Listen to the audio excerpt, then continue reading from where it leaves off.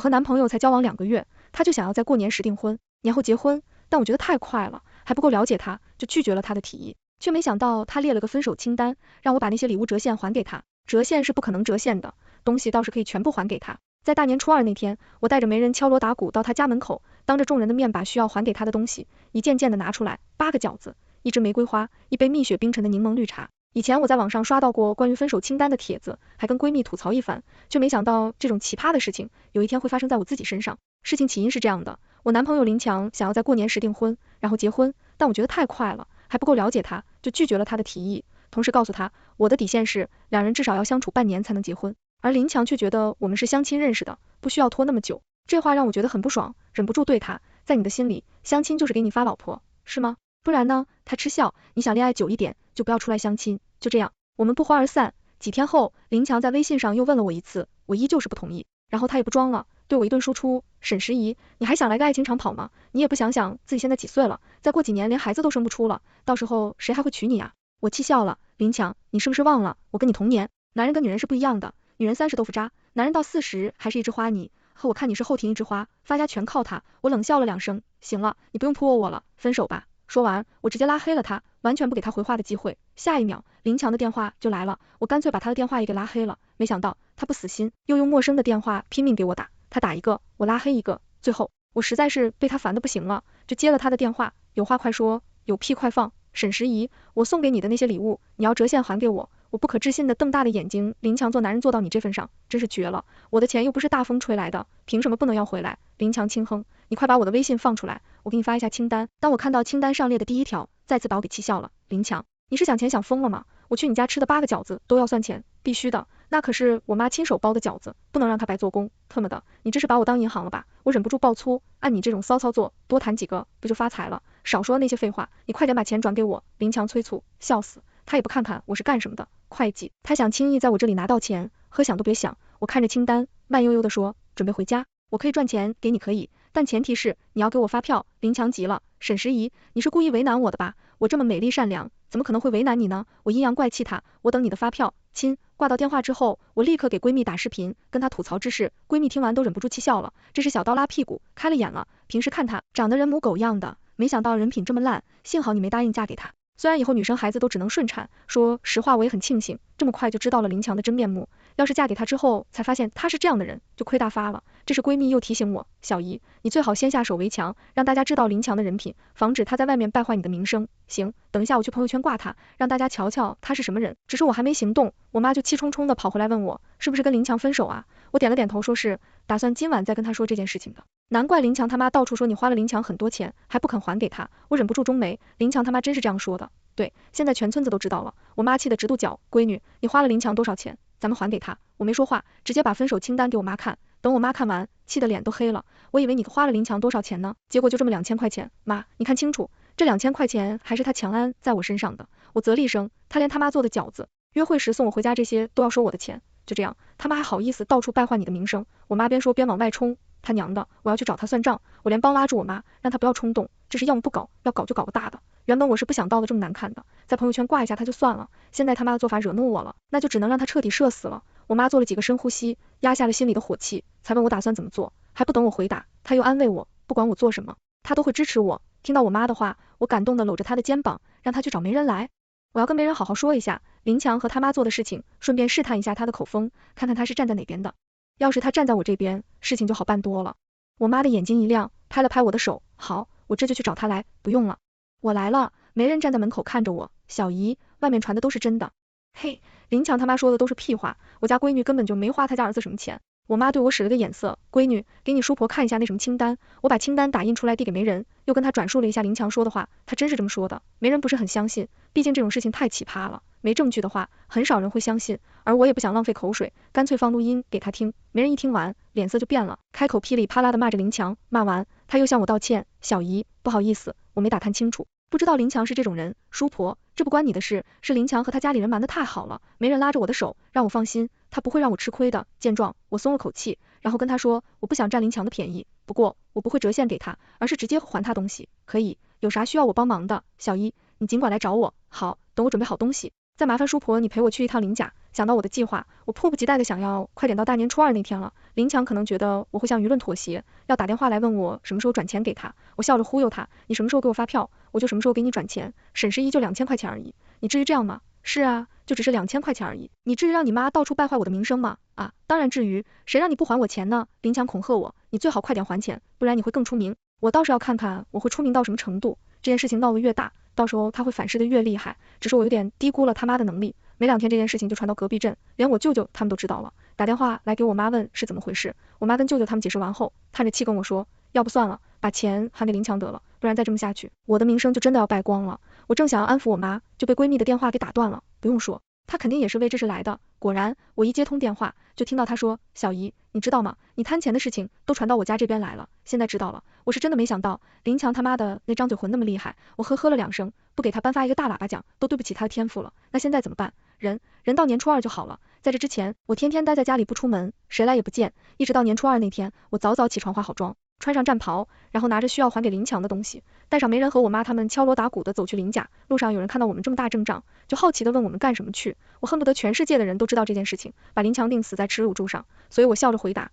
林强他妈不是说我花了他儿子很多钱吗？我现在去林家把钱还给他。那些人一听有热闹可以看，都笑呵呵的跟在了后面。等去到林家，队伍都变成了一条长龙，把林家人都吓倒了。最后还是林强先回过神来，沉多脸问，你这什么意思？你不是天天追我还钱吗？我笑看着他，今天我是来还钱的。林强脸色大变，正想要说话，他妈就冲到了我面前，你在大年初二带这么多人来还钱，安的是什么信啊？当然是安宁的心呐。我翘着嘴角嘲讽他，不然我怕您又到处说我贪念儿子的钱。林强他妈气结，我看你是故意来搞事情的，这还用说吗？我当然是故意的，因为大年初二家家户户都有亲戚来探亲，他们知道这件事情后，肯定会跟自己的亲朋好友八卦的，到时候林强的名声就彻底臭了，以后都别想娶到好老婆了。不过当着这么多人的面，我怎么都得要装一下，不能承认。阿姨，你怎么能这样冤枉我呢？我是真心要来还钱的，钱不用还了。林强扯了一下他妈的手，阻止他说话，你赶紧走吧，不要打扰我们聚餐。不行，要是我走了，你又天天打电话来追债。走。我叹了口气，再说了，我也不想背着贪你的钱的坏名声过一辈子。等我说完，没人适时出声，让我赶紧把东西还给林强，他以后还要给人做媒的，千万不要坏了他的名声。我赞赏的看了眼媒人，从包包里拿出一支无线话筒，开始了我今天的表演。林强，今天我当着大家的面把东西还给你，希望以后你和你妈不要再败坏我的名声了。沈十姨，上次来你家，我吃了你妈包的8个饺子，今天我还你我妈包的8个饺子。我打断林强的话，端起一盘饺子看着他，还是说一定要我折现给你？话音刚落，看热闹的人都惊呆了，不可置信的看向林强，不是吧，不是吧，不是吧，吃他妈包的饺子都要收钱？啧，我一把年纪了，还是第一次见到这么吝啬的人，我也是第一次见，我也是。听到大家的嘲讽，林强的脸色涨得通红，梗着脖子骂我污蔑他。我笑了一下，拿出早已打印好的分手清单，让我妈发给看热闹的人，让他们看看我到底有没有污蔑林强。林强没想到我会准备得这么充分，一下子就慌了，他偷偷的对他妈使了颜色，他妈立刻捂着胸口倒在地上，哎呦哎呦的叫了起来。妈妈你怎么了？林强扶着他妈大声喊着，爸快叫救护车，我妈被气得心脏病犯了，哎呦呦不得了了，这是要气死人了呀。林强他奶跑过来，抬着大腿哭嚎着，今天这锅要是被他们扣在我头上了，以后都拿不下来了。我磨了磨后牙槽，抬脚走过去，准备戳穿林强他妈的把戏，林强却不准我靠近，还让我赶紧滚，不要再刺激他妈了，不然他妈出了什么事，他死都不会放过我的。我妈也担心会闹出人命，用力拽着我的手，劝我回家。我拍了一下我妈的手，让她放心，林强他妈没事，是装的。沈十姨，你还在这儿，还射人吗？林强抬起头怒瞪着我，我妈都这样了，你还在讲风凉话？我双手抱胸，啧了2声。你见过哪个犯了心脏病的人的脸色会这么红润的？说到这里，我又故意叹了口气，哎，真是可怜天下父母心啊！你妈为了不让你丢脸，竟然连自己都诅咒。听到我说的话，看热闹的人顿时反应过来，他们被人耍了，这下不用我再挑拨，他们就纷纷指着林强和他妈冷嘲热讽起来。林强的脸色越发难看，天天他又动不过这么多人，就只能指望他妈了。我是真的胸口疼，他妈捂的胸口，继续装可怜。儿子呀，医生啥时候到啊？快了，妈你坚持住，来了，医生来了。这时我闺蜜边喊边从人群中解了出来，兴奋地跑到林强他妈面前，我是医生，阿姨你哪里不舒服？我帮你检查检查。林强看到我闺蜜，木生说他跟我是一伙的，不敢让他看。我闺蜜眉头一皱，神情严肃地开口，林先生，请你不要质疑我的职业道德，在我的心里，病人最重要。我接过话头，我闺蜜是3甲医院的医生，她怎么可能会在众目睽睽之下作假？是啊，我们大家都在这里看着呢，她不敢撒谎的。这个医生我在医院见过他，让他看看吧，不要耽误了你妈的病情。看热闹的人你句我一句的，切断了林强的退路，让他一时间不知道怎么办才好。倒是他妈反应比较快，我这胸口坐起来说他没事了，不用看了。我就不想这么轻易放过她，劝她还是让我闺蜜看看，这样她儿子也比较放心。林强他妈拒绝，不用了，只要不受刺激，我就不会有事。我听得出来，他是在威胁我，可他不知道的是，我这人最讨厌的就是被人威胁。我似笑非笑的看着他说，阿姨，您放心，我闺蜜在这里，不会让你有事的。没错，今天我就是这里的。定海神针闺蜜拍了拍胸口，不过我觉得这大过年的，洋洋你应该不会来抓人的，除非有人故意作死。闺蜜说这话时，故意瞟了一眼林强他妈，林强他妈一离，目瞪我闺蜜一眼，甩着手回了屋里。见状，我暗笑了2声，连忙拿起话筒，继续之前的事情。好了，言归正传，接下来我要喊给林强一支玫瑰花。我举着玫瑰花向看热闹的人展示了一圈，最后看向面无表情的林强。2个月前，你向我表白的时候，送我一支玫瑰花，说代表你对我一心一意，当时我还挺感动的。我现在想想，你是舍不得花钱给我买一束花呀。看热闹的人再次哄堂大笑，这下子林强再也绷不住了，对我怒吼，沈时宜，你来这里的目的已经达到了，现在可以滚了吗？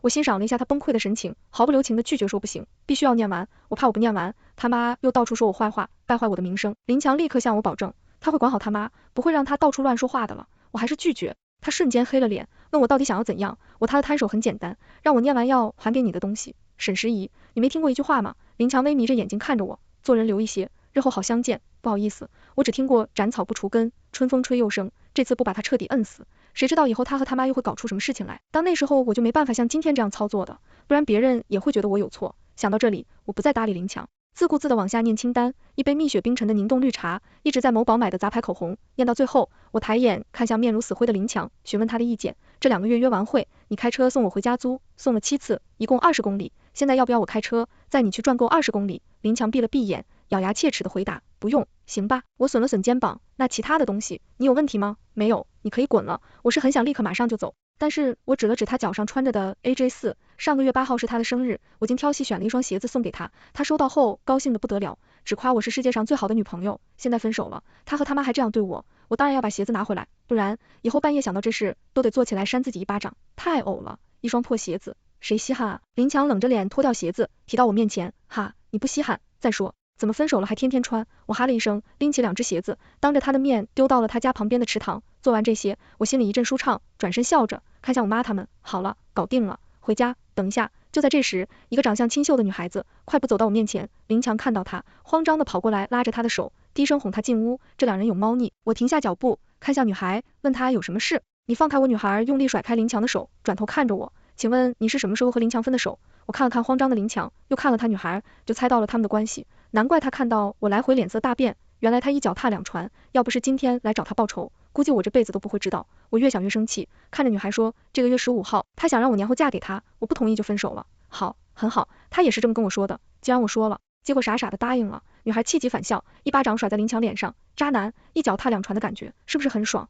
这巴掌打得极重，林强的脸上很快肿起了一个巴掌印。他妈看到后，不在屋里装死了，飞快的跑出来推了一下女孩，青青，你怎么能动手打小强呢？他一脚踏两船，难道不该打吗？女孩愤怒的指着林强，林强他妈不依的摆了摆手，说又没结婚，谈几个都没问题。林强，别说女孩了，就连我都被他这番话给惊掉了下巴。果然是上梁不正下梁歪，我今天算是见识到了，我也见识到了。女孩感激的看着我，谢谢你救了我一命。我明白他意思，笑着回了一句，有福之女不入无福之家。女孩赞同地点的点头，没错，像他这么吝啬的渣男，最好这辈子都跟他妈锁死，不要去祸害其他女孩子。青青，你听我解释。林强伸手想要去拉女孩的手，女孩一把挥开，嗤笑着说，没什么好解释的，分手吧，记得把分手清单发给我。话落，他给我点了点头，就要回屋收拾东西走人。林强顾不得找我算账，连忙跟了上去，低声求女孩原谅他。不过我敢打赌，以那个女孩的性格，100%不会原谅他。我满意的收回视线，抬手挽着闺蜜的手，好戏结束了，走了，走了，回家吃饭了。我们一行人浩浩荡荡的离开了林家，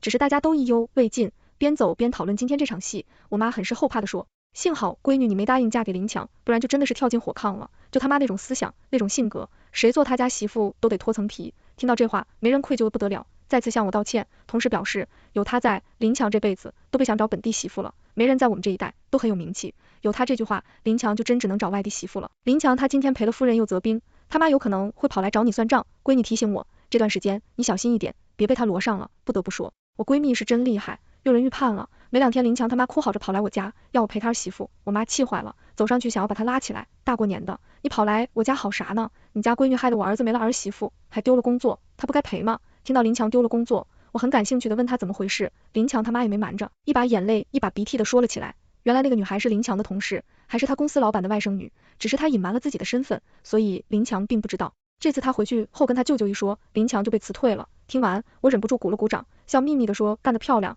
有钱有势就是好啊，一句话就能把人摁死，不用像我这样大费周章，这都是你的错，要不是你，青青就不会跟我儿子分手。林强他妈推开我妈，从地上爬起来，我不管，你得要陪我一个儿媳妇。我好笑地看着他，你想让我怎么陪？你嫁给我儿子就好了。林强他妈有点嫌弃地扫落两眼，虽然你比不上青青，但也勉强能接受。我妈气疯了，拿了一把扫把朝他身上挥，滚滚滚，给我滚出去！我又没说错，你家闺女都已经是个老姑娘了，也就我儿子不嫌弃她。我妈打断他的话，你放心，就算全天下的男人死绝了，我家闺女不会嫁给你儿子的。我妈用力把他推出去，关上门之后，对着门板催了一声晦气。可林强他妈明显是不达到目的不罢甘休，他瘫坐在我家门口，呜呜的哭了起来。左邻右舍听到，都走出来看热闹，这又把我妈给气到了，想要出去把他揍一顿。我连忙拉住他，拿出手机给林强打电话，让他来把他妈带走。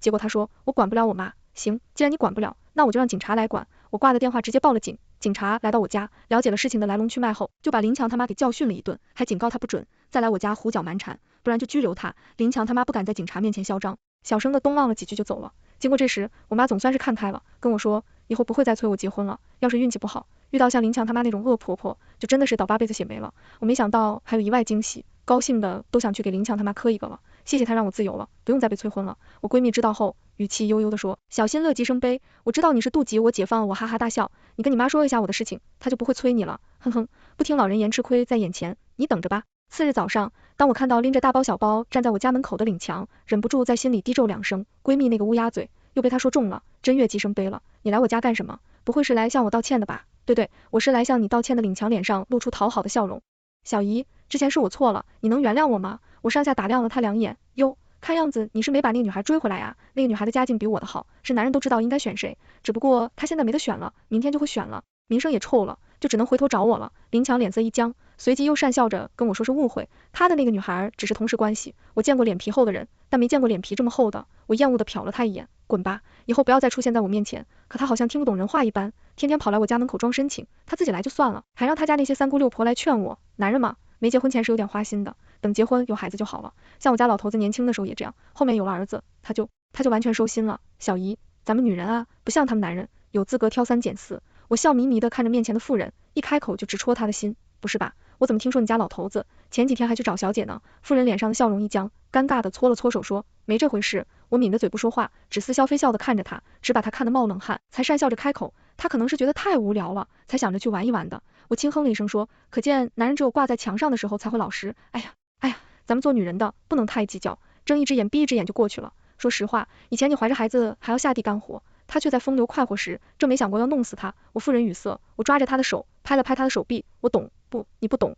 妇人甩开我的手，慢慢咧咧地走了，之后再也不敢来了。林强见这招行不通，又想了别的招，跑去讨好我妈。我妈被他烦得不行，但又拿他没办法，骂也骂过，赶也赶过，甚至报过警都没用，因为他不闹事，警察也不能把他怎么样，顶多也就是劝一下。最后为了我妈的安宁，我只好提前回城，转移他的注意力。果然我一回城，他也跟着回了，还搬到了我隔壁住。除此之外，他还跑去我在职的公司面试，想和我做同事。幸好我同事都知道他的奇葩事，直接把他刷下去了。即便是这样，他也没放弃，时不时的跑来我公司宣示主权。一旦看到我和男同事说话，就发疯跑去警告人家，因为这是经理都找我谈话了，让我处理好自己的私事，实在处理不了，就说是东西走人，不能影响到公司。这一颗压在我心上的那根弦终于断了。我跑回住处，拿了一把水果刀，敲开了林强的房门。林强，你打算报复我到什么时候？林强一脸无辜的看着我，小姨，你在说什么呢？我什么时候报复你了？你知道时间缠着我，不就是在报复我搞臭了你的名声吗？我面无表情的看着他，为了不让你去打扰我妈，我已经忍你很久了。小姨，你误会我了。林强轻叹的口气，我是真的爱你啊，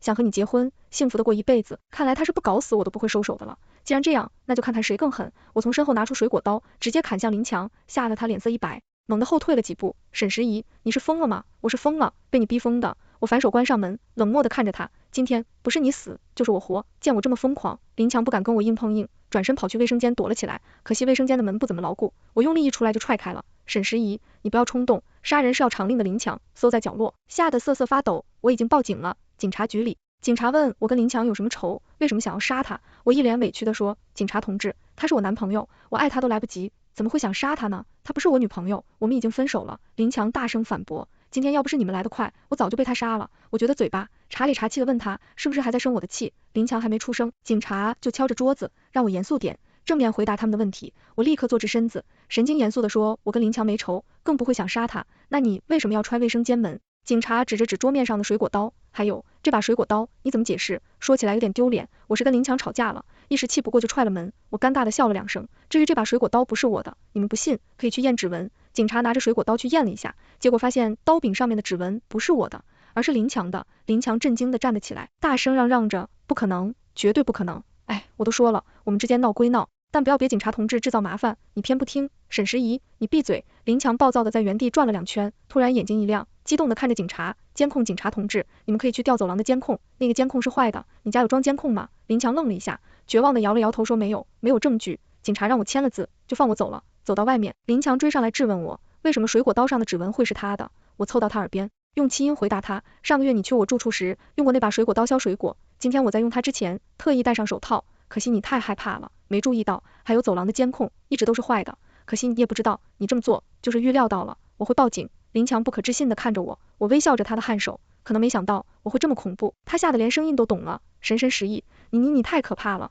所以林强我轻轻的拍了拍他的脸颊，你最好别再惹我，否则这次林强是真的被我吓怕了，一回去就立刻搬了家，之后我再也没见过他。不过偶尔我会在闺蜜口中听到一些关于他的八卦，比如他的相亲之路很坎坷，每次女孩子和他见完面都没下文，再比如他带了个外省女朋友回家见他妈，结果没2天他就被甩了。不过这些八卦我听进就过去了，直到听说他妈给他买了老婆，我顿时惊呆了。林强他知道这件事情吗？他当然知道，闺蜜很是鼻子哼了一声，亏他还上过大学呢，知法犯法。我一时间沉默了。林强他真的是把一手好牌打得稀巴烂。前几天不知道是谁报了警，警察来把他们母子俩抓进去关了几天。闺蜜说到这里，不由得叹了口气，可惜现在还不能立法，买卖同罪。是啊，从根源上解决这件事情，就不会有那么多妇女儿童被拐卖了。我也跟着叹了口气。不过我们要相信国家，有一天肯定会立法的。祈祷那天早点到来，我也祈祷天下无拐这个愿望能够早日实现。